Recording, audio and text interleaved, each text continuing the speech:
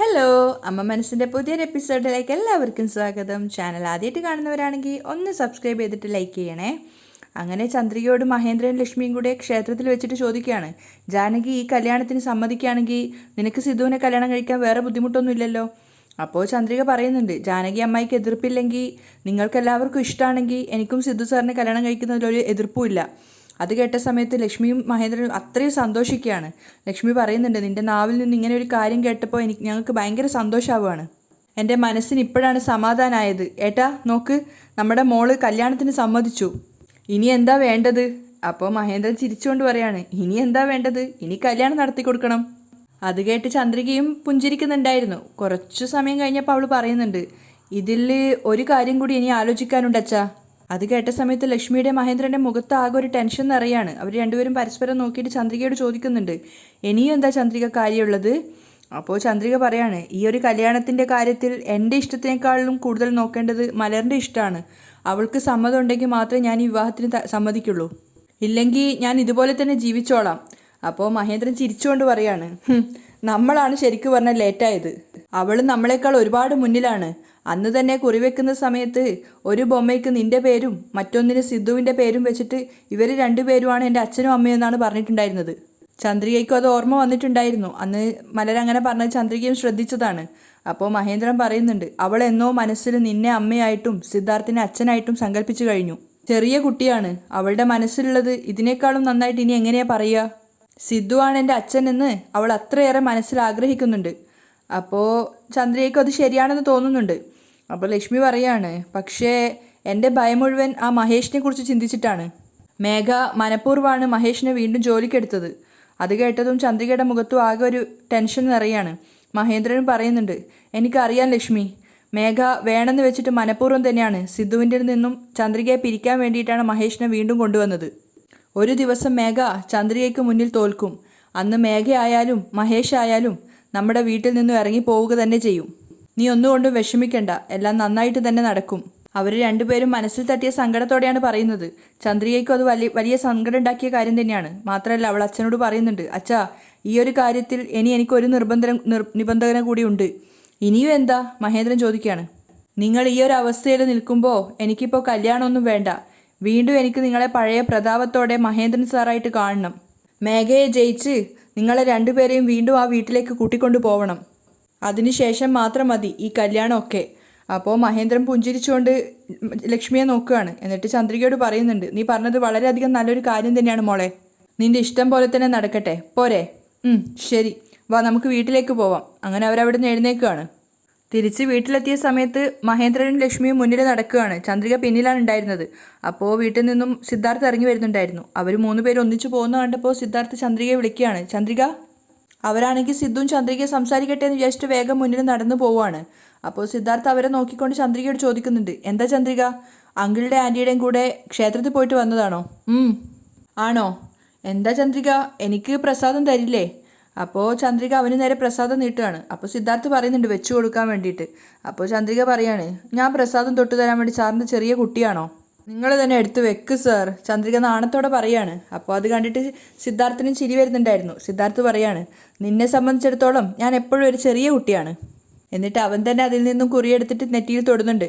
അപ്പോൾ അത് കണ്ടിട്ട് ചന്ദ്രിക പറയാണ്, ചെറിയ കുട്ടി കുറച്ചധികം ധൃതി കാണിക്കുന്നു എന്ന് തോന്നുന്നു. സിദ്ധുവിന് പെട്ടെന്ന് കാര്യം മനസ്സിലായില്ല. അവൻ സംശയത്തോട് ചോദിക്കുകയാണ്, ചന്ദ്രിക എന്താ പറഞ്ഞത്, എനിക്ക് മനസ്സിലായില്ല.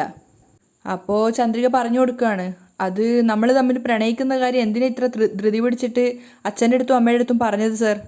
അപ്പോൾ ഗൗരവത്തോടെ സിദ്ധാർത്ഥ് പറയേണ്ട ഒരു അത്യാവശ്യ ഘട്ടം വന്നു, അങ്ങനെയാണ് പറഞ്ഞത്. അതെന്താ അത്രമാത്രം അത്യാവശ്യം ഉണ്ടായ ഒരു സമയം? ചന്ദ്രിക സംശയത്തോടെ ചോദിക്കുകയാണ്.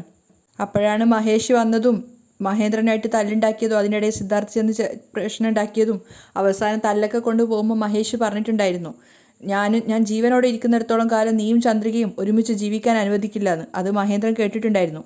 അദ്ദേഹം സംശയത്തോടെ സിദ്ധാർത്ഥിനോട് ചോദിച്ച സമയത്ത് സിദ്ധാർത്ഥിന് സത്യം പറയാതിരിക്കാൻ നിവൃത്തിയില്ലായിരുന്നു. അങ്ങനെയാണ് സിദ്ധാർത്ഥ് പറഞ്ഞത്, ഞാൻ ചന്ദ്രികയെ പ്രണയിക്കുന്നു എന്നുള്ളത്. അപ്പോൾ ചന്ദ്രിക ശരിക്കും ഷോക്ക് ആവുകയാണ്. ഇതൊന്നും സംഭവിച്ചത് അവൾ അറിഞ്ഞിട്ടുണ്ടായിരുന്നില്ല. അപ്പോൾ സിദ്ധാർത്ഥ് ചന്ദ്രികയോട് പറയുന്നുണ്ട്, ഇന്നല്ലെങ്കിൽ നാളെ ഒരു ദിവസം അങ്കിളുടെ അടുത്ത് എന്തായാലും സത്യം പറഞ്ഞു തന്നെ തീരണം. അതുകൊണ്ട് ഈ ഒരു പ്രശ്നം വന്നപ്പോൾ തന്നെ ഞാൻ സത്യം പറഞ്ഞു. അല്ല, അങ്കിൾ നിന്നോട് എന്തെങ്കിലും പറഞ്ഞായിരുന്നോ? പറഞ്ഞു സർ. സിദ്ധാർത്ഥിനെ നീ പ്രണയിക്കുന്നുണ്ടോ എന്ന് പെട്ടെന്ന് ചോദിച്ചപ്പോൾ ഞാൻ ആകെ ധർമ്മസങ്കടത്തിലായി സർ. അപ്പോൾ സിദ്ധാർത്ഥ് ചോദിക്കുകയാണ്, സങ്കടപ്പെടാൻ മാത്രം എന്താ ഉള്ളത് ചന്ദ്രിക? നമ്മൾ രണ്ടുപേരും പ്രണയിക്കുന്നുള്ളത് സത്യമല്ലേ? നിങ്ങളത് പെട്ടെന്ന് പറഞ്ഞു സർ. പക്ഷേ എൻ്റെ ഭാഗത്ത് നിന്ന് ചിന്തിച്ചാൽ മാത്രമേ എൻ്റെ വിഷമം എത്രയാണെന്ന് നിങ്ങൾക്ക് മനസ്സിലാവുള്ളൂ. ഞാൻ കല്യാണം കഴിച്ച ഒരു കുട്ടിയുള്ളൊരു സ്ത്രീയാണ്. കല്യാണം കഴിക്കാത്ത ഒരാളെ ഞാൻ പ്രണയിക്കുന്നു എന്ന് പറഞ്ഞാൽ എൻ്റെ അച്ഛനും അമ്മയും അത് എങ്ങനെയാണ് എടുക്കുക എന്ന് പോലും ചിന്തിക്കുമ്പോൾ എനിക്ക് വല്ലാത്ത സങ്കടമായിരുന്നു. അപ്പോൾ സിദ്ധാർത്ഥ് പറയുന്നുണ്ട്, നിൻ്റെ അവസ്ഥ എനിക്ക് മനസ്സിലാവുന്നുണ്ട് ചന്ദ്രിക. പക്ഷെ നമ്മൾ രണ്ടുപേരും പ്രണയിക്കുന്നു എന്ന് കേട്ടപ്പോൾ സത്യം പറഞ്ഞ അങ്കിളിന് ഒത്തിരി സന്തോഷമാവുകയാണ് ചെയ്തത്. ഒരുപക്ഷെ നിനക്ക് എന്നെപ്പോലെ നല്ലൊരു ഭർത്താവിനെ കിട്ടിയിരുന്നെങ്കിൽ നന്നായിരുന്നു എന്ന് അവർ രണ്ടുപേരും എപ്പോഴും സംസാരിക്കാറുണ്ടായിരുന്നു അത്രേ. അത് കേട്ടപ്പോൾ ചന്ദ്രികയ്ക്കും സന്തോഷമാവുന്നുണ്ടെങ്കിലും അവൾ പറയുന്നുണ്ട്, അമ്മയ്ക്കും അച്ഛനും സന്തോഷം തന്നെ ആയിരിക്കും.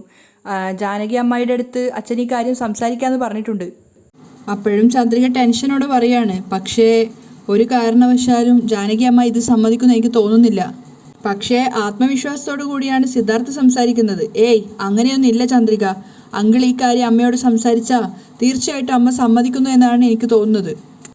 നമുക്ക് നോക്കാം. പക്ഷെ ഒരു കാര്യം ഞാൻ ഉറപ്പ് പറയാം, സാറിൻ്റെ അമ്മയുടെ സമ്മതം ഇല്ലാതെ നമ്മുടെ കല്യാണം നടക്കില്ല. അതുമാത്രം ഞാൻ ഉറപ്പ് പറയാം എന്ന് പറഞ്ഞിട്ട് ചന്ദ്രിക വേഗം അവിടുന്ന് തിരിഞ്ഞ് നടക്കുകയാണ്. അപ്പോൾ സിദ്ധാർത്ഥ് ആകെ ടെൻഷൻ ആവുന്നുണ്ട്, ഇനി ഒരു പക്ഷേ അമ്മ സമ്മതിച്ചില്ലെങ്കിലോ എന്ന് വിചാരിച്ചിട്ട്.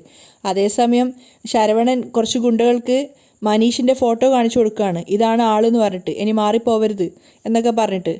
അവർ മനീഷിൻ്റെ ഫോട്ടോ എല്ലാവരും ശ്രദ്ധയോടെ നോക്കിയിട്ട് പറയുന്നുണ്ട്, ആളെ കാണിച്ചു തന്നല്ലോ, ഇനി ഞങ്ങൾക്ക് മാറിപ്പോവില്ല സാർ. ശരവണൻ മനീഷിനോടുള്ള അടങ്ങാത്ത ദേഷ്യത്തോടെ പറയുന്നുണ്ട്, അവനെ അടിക്കുന്ന അടിയിൽ 6 മാസം അവൻ എഴുന്നേറ്റ് നടക്കാൻ പാടില്ല, മനസ്സിലായോ? സാറ് പറഞ്ഞല്ലോ, ഇനി സാറ് നോക്കിക്കോ. സാറ് വിചാരിച്ചാൽ പോലും അവൻ എഴുന്നേക്കില്ല. ആ ഗുണ്ടകളും വെല്ലുവിളി സ്വീകരിക്കുകയാണ്. അപ്പോൾ ശരവണൻ വാൺ ചെയ്യുന്നുണ്ട്, അവനെ നിങ്ങൾ അത്ര നിസ്സാരക്കാരനായിട്ട് കാണണ്ട. അവന് കരാട്ടയൊക്കെ നന്നായിട്ട് അറിയാമെന്നാണ് തോന്നുന്നത്. നന്നായിട്ട് തിരിച്ചവൻ ഫൈറ്റ് ചെയ്യും. കുറച്ച് ശ്രദ്ധ മാറിയാ അവൻ ഈ പണിയൊക്കെ നിങ്ങൾക്കായിരിക്കും തരിക. അപ്പോൾ അവർ വലിയ ആൾക്കാരെ പോലെ സംസാരിക്കുന്നുണ്ട്. എന്താ ഏട്ടാ ഈ പറയുന്നത്? അവനെന്താ അതിനു മാത്രം വലിയ ആളാണോ? ഇന്ന് അവൻ്റെ മുട്ട് തല്ലി ഒടിച്ചിട്ട് ഇനി ഒരു കാലത്തും അവൻ എഴുന്നേൽക്കാതിരിക്കുന്ന രീതിയിൽ ഞങ്ങളുടെ ജോലി ചെയ്യും, നിങ്ങൾ നോക്കിക്കോ. അപ്പോൾ ശരവണ വേഗം പോക്കറ്റിൽ നിന്ന് ഒരു 10,000 രൂപ എടുത്തിട്ട് അവർക്ക് കൊടുത്തിട്ട് പറയുന്നുണ്ട്, ഇത് അഡ്വാൻസ് ആണ്, ബാക്കി അവനെ തല്ലിയതിന് ശേഷം തരാമെന്ന്. ആ പണം കിട്ടിയത് അവർക്ക് ഒത്തിരി സന്തോഷമാവുകയാണ്. നിങ്ങൾ പോയിട്ട് ആ കാറിൽ വെയിറ്റ് ചെയ്യ്, അവൻ വരാനുള്ള നേരമായിട്ടുണ്ട് എന്ന് പറഞ്ഞ് ശരവണൻ അവിടെ മാറി നിൽക്കുകയാണ്. അങ്ങനെ കുറച്ചു നേരം കൂടെ കാത്തു നിന്നപ്പോൾ മനീഷിൻ്റെ കാർ അതുവഴി പാസ് ചെയ്ത് പോകുന്നത് ശരവണൻ കണ്ടു. അപ്പോൾ അയാൾ വേഗം തന്നെ ഗുണ്ടകളെ വിളിച്ചിട്ട് പറയാണ്, ആ കാറാണ് മനീഷിൻ്റെതെന്ന്. അതുകൊണ്ട് തന്നെ അവരും വേഗം മനീഷിനെ ഫോളോ ചെയ്യുന്നുണ്ട്. കുറച്ച് ഡിസ്റ്റൻസ് ഇട്ടിട്ട് ശരവണനും അവരെ ഫോളോ ചെയ്യുന്നുണ്ടായിരുന്നു. അങ്ങനെ മനീഷിൻ്റെ കാർ ഓടിക്കൊണ്ടിരിക്കുമ്പോൾ അവൻ മിററിൽ കൂടെ നോക്കുന്ന സമയത്ത് വേറൊരു വണ്ടി കുറച്ച് നേരമായിട്ട് തന്നെ ഫോളോ ചെയ്യുന്നതായിട്ട് അവന് മനസ്സിലാവുന്നുണ്ട്. കുറച്ചുകൂടെ മുന്നോട്ട് പോയ ശേഷം അവർ വന്നിട്ട് മനീഷിൻ്റെ കാറിനെ ക്രോസ് ചെയ്തിട്ട് അവിടെ നിർത്തുകയാണ്. എന്നിട്ട് കാറിൽ നിന്ന് മനീഷിനെ ഇറക്കിക്കൊണ്ട് വന്നിട്ട് അവിടെ ആളില്ലാത്തൊരു സ്ഥലത്ത് വെച്ചിട്ട് മനീഷിനെ അവർ ഒരുപാട് ഉപദ്രവിക്കുന്നുണ്ട്. പക്ഷേ കുറേ അടിയൊക്കെ കൊണ്ടതിന് ശേഷം പിന്നെ മനീഷ് അവൻ്റെ തനി സ്വരൂപം എടുക്കുകയാണ്. 3 ആളെ അടിച്ച് നിലം പരിശാക്കി അവിടെ ഇട്ടതിന് ശേഷം മനീഷ് വേഗം ഓടിയിട്ട് അവൻ്റെ കാറിൽ കയറിയിട്ട് രക്ഷപ്പെടുകയാണ്. അപ്പോൾ ഗുണ്ടകളും പറയുന്നുണ്ട്, ശരവണേട്ടൻ പറഞ്ഞത് ശരി തന്നെയാണ്, അവൻ കുറച്ചൊരു കില്ലാടി തന്നെയാണ്, നമ്മളെ അടിച്ചിട്ട് അവൻ പോയല്ലോടാ എന്നൊക്കെ അവരിങ്ങനെ പരിതപിക്കുന്നുണ്ട്. നീ ആദ്യം ഏട്ടനെ വിളിച്ചിട്ട് കാര്യം പറയടാ എന്ന് ഗുണ്ടകൾ പറയാണ്. അപ്പോൾ അയാൾ വേഗം ശരവണനെ വിളിച്ചിട്ട് പറയുന്നുണ്ട്, ശരവണൻ എന്തായി എന്നൊക്കെ ചോദിക്കുന്ന സമയത്ത് അവൻ ഞങ്ങളെ അടിച്ചിട്ടിട്ട് പോയി. അയ്യോ നിനക്കൊന്നും ഇതിനു പോലും കഴിവില്ലേടാ, ഫോൺ വെച്ചിട്ട് പോടാ എന്നും പറഞ്ഞിട്ട് ശരവണൻ കോൾ കട്ട് ചെയ്യാണ്. അതേസമയം ചന്ദ്രിക അവളുടെ വീട്ടിൽ തുണിയൊക്കെ അലക്കിയിട്ട് വിരിച്ചിടുകയാണ്. അകത്താണെങ്കിൽ ലക്ഷ്മി മലറിന് ഭക്ഷണം വാരിക്കൊടുക്കുന്നുണ്ട്. അതുപോലെ മഹേന്ദ്രൻ അവിടെ ഉണ്ടായിരുന്നു. ആ സമയത്താണ് മഹേന്ദ്രൻ ലക്ഷ്മിയോട് പറയുന്നത്, ഇന്നലെ സിദ്ധുവിൻ്റെയും ചന്ദ്രികയുടെയും കാര്യം അറിഞ്ഞപ്പോൾ എനിക്ക് ഒരുപാട് സന്തോഷമായി.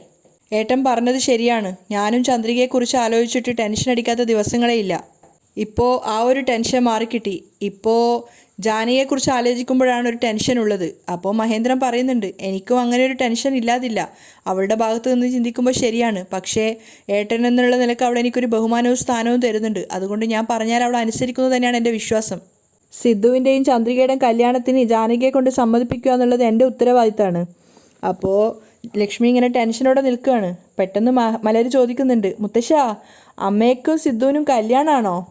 അതിന് മറുപടിയൊന്നും പറയാതെ അവർ രണ്ടുപേരും നിൽക്കുകയാണ്. അപ്പം മലര് വീണ്ടും ചോദിക്കുന്നുണ്ട്, അമ്മയെക്കൊണ്ട് സിദ്ധുവിനെ കല്യാണം കഴിപ്പിക്കുകയാണോ? അപ്പോൾ മഹേന്ദ്രൻ പുഞ്ചിരിച്ചുകൊണ്ട് ചോദിക്കുകയാണ്, മലർ നിനക്ക് സിദ്ധുവിനെ ഇഷ്ടമല്ലേ? എനിക്ക് ഒത്തിരി ഇഷ്ടമാണ്. അങ്ങനെയെങ്കിൽ സിദ്ധുവിനെ അമ്മയെ നമുക്ക് കല്യാണം കഴിപ്പിച്ചാലോ? നല്ല ഐഡിയ ആണ് മുത്തശ്ശ. അവരെക്കാളും സന്തോഷം മലറിനായിരുന്നു. അവൾ സന്തോഷത്തോടെ ചിരിക്കുകയാണ്. അപ്പോൾ മഹേന്ദ്രൻ ലക്ഷ്മിയോട് പറയുന്നുണ്ട്, ഇനി എന്താ വേണ്ടേ, മലര് തന്നെ സമ്മതം തന്നു. ഇനി സിദ്ധുവിൻ്റെയും ചന്ദ്രികയുടെയും കല്യാണം നമുക്ക് ഘോഷായിട്ട് നടത്താം.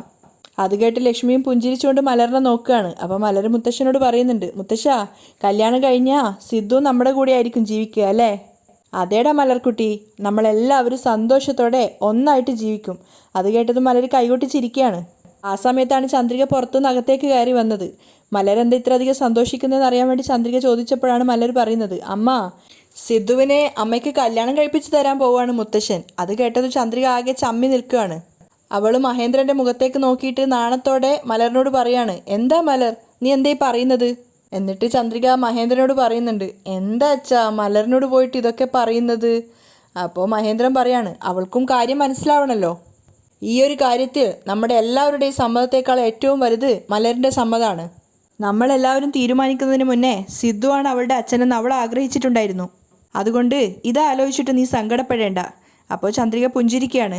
അപ്പം ലക്ഷ്മിയും പറയുന്നുണ്ട്, ചന്ദ്രിക, സിദ്ധുവിനെ പോലൊരാൾ നിന്റെ ഭർത്താവായിട്ട് വരണമെന്ന് ഞങ്ങൾ ഒരുപാട് ആഗ്രഹിച്ചിട്ടുണ്ടായിരുന്നു. ഞങ്ങൾ ആഗ്രഹിച്ചതുപോലെ തന്നെ എല്ലാം നടന്നു. അപ്പോൾ മഹേന്ദ്രൻ പറയാണ്, നമ്മുടെ കയ്യിൽ എന്താ ഉള്ളത്? ദൈവനിശ്ചയം പോലെ എല്ലാം നടന്നു. എല്ലാം അതേപോലെ തന്നെ നടക്കുള്ളൂ.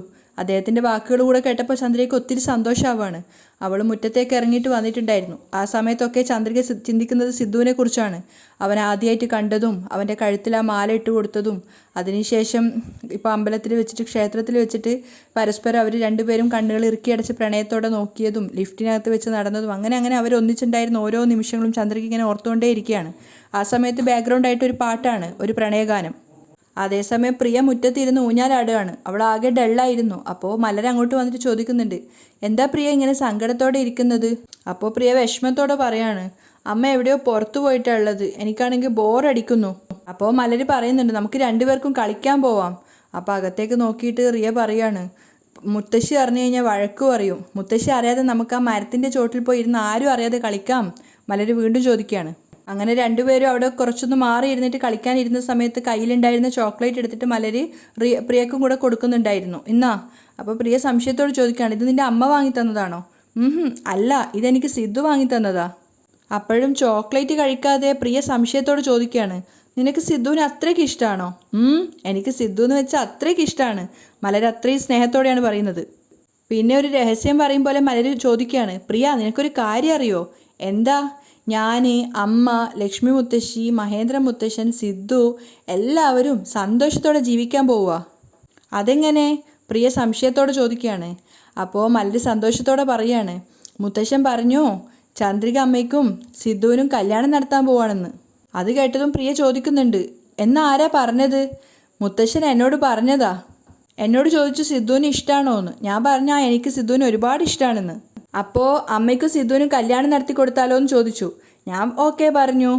അപ്പോൾ പ്രിയ ചോദിക്കുകയാണ്, അപ്പോൾ എപ്പോഴാണ് കല്യാണം? അതൊന്നും എനിക്കറിയില്ല, പക്ഷെ തീർച്ചയായിട്ടും ഈ കല്യാണം നടക്കും. മുത്തശ്ശനും മുത്തശ്ശി എന്നോട് ഉറപ്പ് പറഞ്ഞിട്ടുണ്ട്. അപ്പോൾ പ്രിയയുടെ മുഖത്ത് ആകെ ഒരു സങ്കടം നിറയാണ്. എന്നിട്ട് പ്രിയ പറയുന്നുണ്ട്, മുത്തശ്ശി എന്നെ അന്വേഷിക്കുന്നുണ്ടാവും, ഞാൻ പോവാണ് കേട്ടോ. ശരി. മലർ അവളെ വിട്ടു കൊടുക്കുകയാണ്. പ്രിയ വീട്ടിനകത്ത് എത്തിയ സമയത്ത് മേഘ ഇരുന്ന് ഭക്ഷണം കഴിക്കുകയാണ്. അമ്മ, പ്രിയ വിളിച്ചപ്പോൾ എവിടെയായിരുന്നു നീ? വാ, വന്നിരുന്ന് ഭക്ഷണം കഴിക്ക് എന്ന് പറഞ്ഞപ്പോൾ പ്രിയ വേഗം അമ്മയുടെ അടുത്തിരിക്കുകയാണ്. അപ്പോൾ മകൾക്കുള്ള ഭക്ഷണം വിളമ്പി കൊടുക്കുകയാണ് മേഘ. അപ്പോഴാണ് പ്രിയ പറഞ്ഞത്, അമ്മ, മലർ എന്നോടൊരു കാര്യം പറഞ്ഞു. എന്താ പറഞ്ഞത്? ചന്ദ്രിക ആൻറ്റിയുടെ കല്യാണം നടത്താൻ പോവാണെന്ന്. എന്ത്? ചന്ദ്രിക ആൻറ്റിയുടെ കല്യാണം നടത്താൻ പോവാണെന്നോ? നടത്തിക്കോട്ടെ. ആരുടെ കൂടെയാ? അപ്പോഴാണ് പ്രിയ പറഞ്ഞത്, നമ്മുടെ സിദ്ധുവിൻ്റെ കൂടെ. അത് കേട്ടതും മേഘ ഷോക്കാവുകയാണ്. എന്താ നീ പറഞ്ഞത്? ചന്ദ്രിക ആൻറ്റിക്ക് സിദ്ധുവിൻ്റെ കൂടെ കല്യാണമെന്നോ? അതെ അമ്മ. മലർ നല്ല സന്തോഷത്തോടെയാണ് പറഞ്ഞത്. അങ്ങനെ മലറിനോട് ആരാ പറഞ്ഞത്? മേഘ സംശയത്തോടെ ചോദിക്കുകയാണ്. മഹേന്ദ്ര മുത്തശ്ശനും ലക്ഷ്മി മുത്തശ്ശിയാണ് പറഞ്ഞത് അത്രേ. പ്രിയയുടെ ആ ഒരു മറുപടി കൂടെ കേട്ടതോടെ മേഘ ശരിക്കും ഷോക്കാവുകയാണ്. അവിടെയാണ് ഇന്നത്തെ എപ്പിസോഡ് വൈൻഡപ്പ് ചെയ്യുന്നത്.